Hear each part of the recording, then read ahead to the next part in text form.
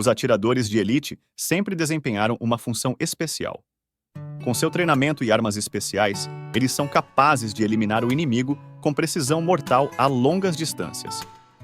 Durante uma guerra, suas tarefas incluem reconhecimento, eliminação de alvos importantes ou simplesmente esperar a oportunidade certa para eliminar qualquer um quando a oportunidade se apresentar. Eles são excelentes em se camuflar e esconder sua posição do inimigo. Se necessário, eles passam 8 horas por dia procurando por uma melhor visão ou esperando pelo tiro perfeito. Sua simples presença pode causar medo nas fileiras inimigas, especialmente quando se trata de figuras lendárias como as pessoas mencionadas na lista. Olá! Eu sou Atila de Lista 10 e trouxe para vocês a lista dos 10 atiradores de elite mais mortais da história. Os fuzileiros navais dos Estados Unidos receberam grande respeito e reputação durante a Guerra do Vietnã. Eles tinham vários atiradores de elite famosos, com muitos acertos e feitos lendários, mas o atirador mais bem-sucedido da guerra era membro do exército. Adalbert Waldron matou 109 pessoas no Vietnã, o que era um recorde na história marítima americana até 2011. Waldron serviu na Marinha por 12 anos depois de se alistar em 1965. No entanto, em 1968, ele se juntou ao exército dos EOA. Rapidamente, sua habilidade chamou a atenção e ele foi treinado como atirador de elite antes de ser enviado ao Vietnã. Seu feito mais famoso, além dos 109 acertos mortais, foi atingir alguém a mais de 800 metros de um barco em movimento no delta do Mekong. Além desses feitos, não sabemos muito sobre a carreira de Waldron. Após a guerra, ele treinou atiradores de elite nos EUA, mas não escreveu um livro sobre sua vida e se recusou a dar entrevistas.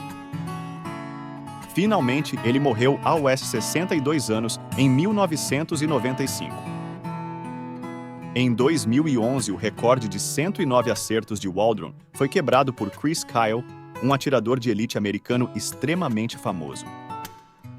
Ele tinha 160 acertos confirmados, mas ele e seus colegas acreditavam que o número real era muito maior, talvez até 255.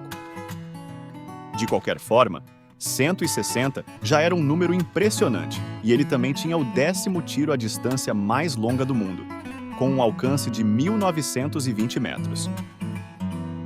Kyle ganhou sua primeira arma aos 8 anos e cresceu praticamente com uma espingarda na mão.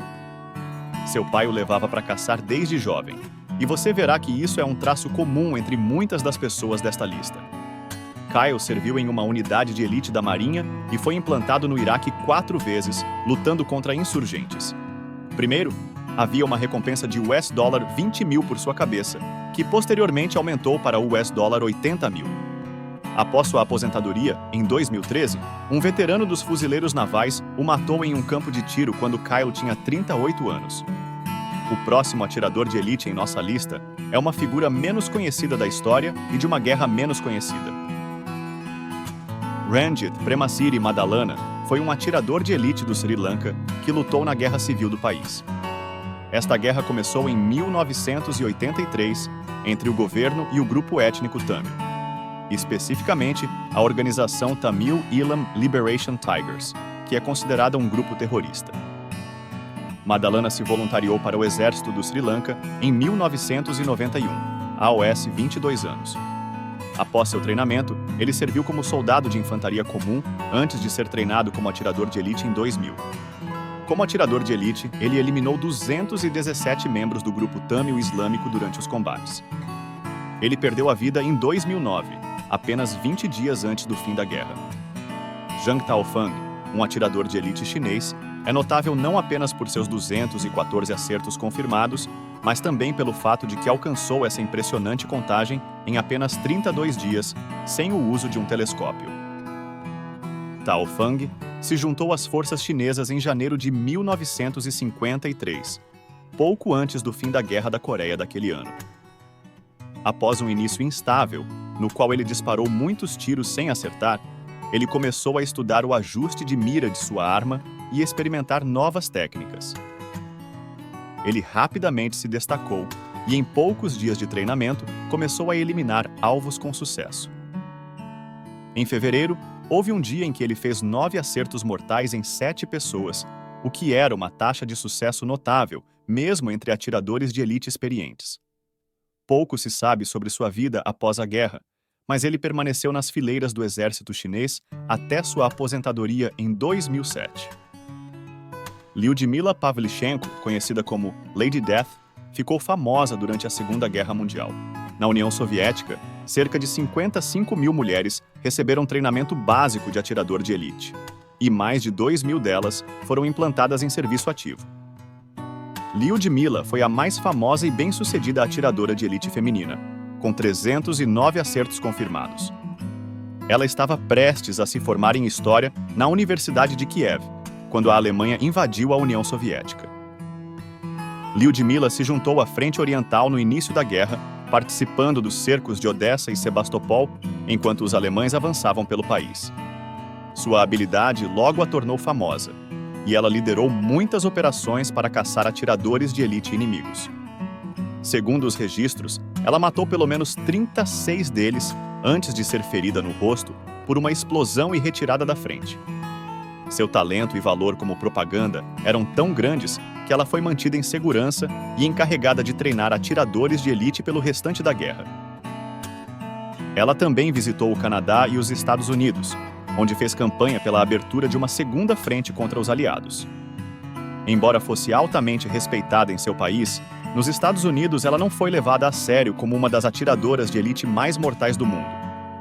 Após a guerra, ela concluiu seus estudos e trabalhou na Marinha antes de morrer de derrame aos 58 anos. Abu Tahsin al-Sali era um voluntário no exército iraquiano e o atirador de elite mais bem-sucedido na luta contra o Estado Islâmico.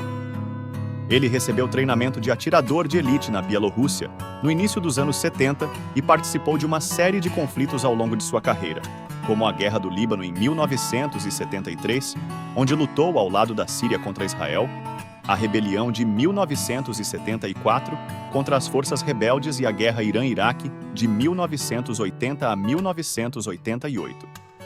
Em 1991, durante a ocupação do Kuwait, ele lutou novamente.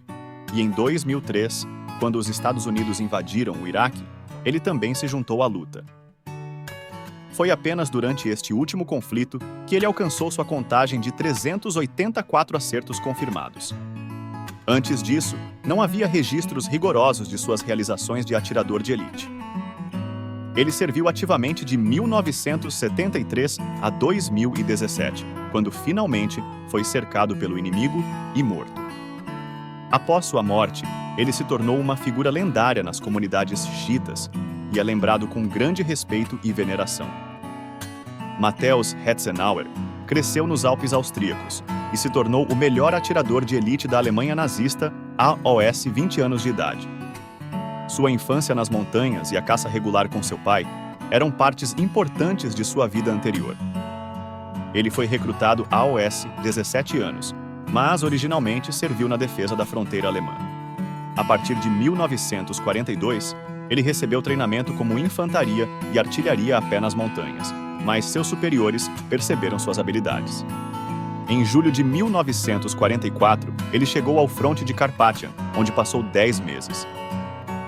Durante esse tempo, ele principalmente apoiou as tropas em retirada, mas também se destacou com 345 acertos confirmados, tornando-se o melhor atirador de elite alemão.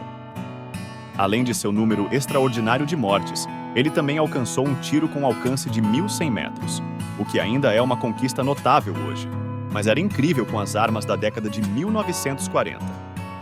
Infelizmente, sua sorte acabou em abril de 1945, quando os soviéticos o capturaram. Após a guerra, ele passou 5 anos em um campo de trabalho, mas sobreviveu. Ele morreu em 2004 aos 79 anos. Francis Pegamagabo foi o atirador de elite mais bem-sucedido da Primeira Guerra Mundial. O soldado canadense de origem indígena matou 378 pessoas durante os 4 anos de guerra. Quando a guerra começou em 1914, ele deixou sua reserva indígena e se dirigiu ao fronte europeu. Ele era um excelente atirador de elite e batedor, e também capturou 300 prisioneiros de guerra. Embora tenha sido ferido várias vezes, ele sempre voltou ao combate e serviu durante toda a duração do conflito. Ele frequentemente recebeu missões críticas de entrega de mensagens e realizou muitos feitos heróicos notáveis. Uma vez, quando seu pelotão ficou sem munição antes de ser cercado pelo inimigo, Pegar Magabol saiu para a Terra de Ninguém e coletou munição suficiente para continuar a luta. Vale a pena mencionar que muitos dos melhores atiradores de elite da Primeira Guerra Mundial eram canadenses, e entre eles, muitos eram indígenas. Embora os alemães tenham inventado a mira telescópica de rifle, a invenção eventualmente se espalhou para os aliados, e os países começaram a treinar atiradores de elite.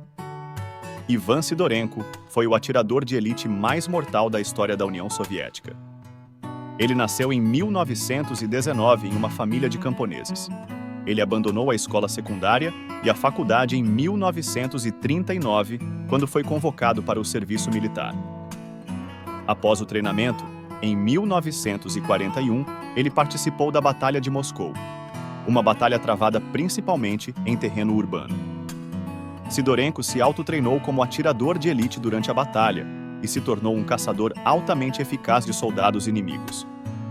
Eventualmente, seus superiores começaram a confiar nele para treinar soldados talentosos e com bons olhos.